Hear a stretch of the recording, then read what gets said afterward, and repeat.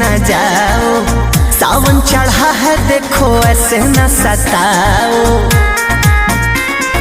Please Gaura मान जाओ ना, छोड़ के गौरा तुम नहीं हर न जाओ, सावन चढ़ा है देखो ऐसे न सताओ। क्यों हो नाराज हमने ऐसा क्या बोला, क्यों हो नाराज हमने ऐसा क्या बोला।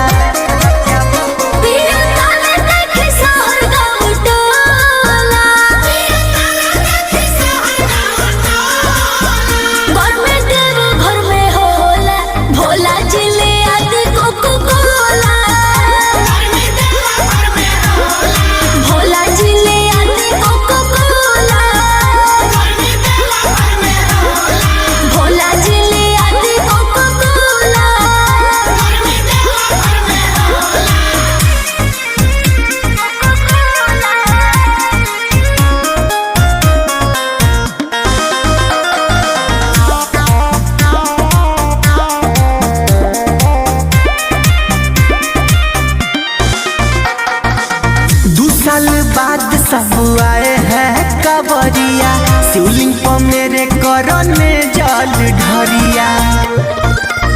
स्वामी मोराई में हमारा के रखा तनी, दुख के तना बदल में ना झाका तनी। जाऊंगा कैसे मैंने जाटा को खोला, कैसे जाऊंगा मैंने जाटा को खोला।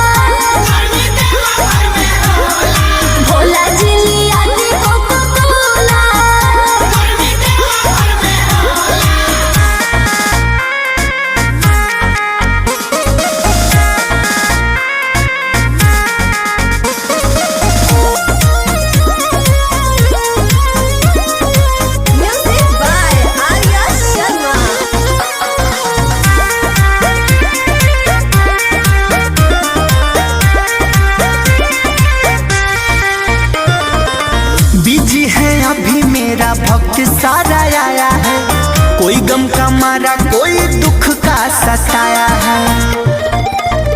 गोलू अर्जुन के बाजार भेजवा दे जी, ना तो जोमेटो से ऑर्डर करवा दे जी।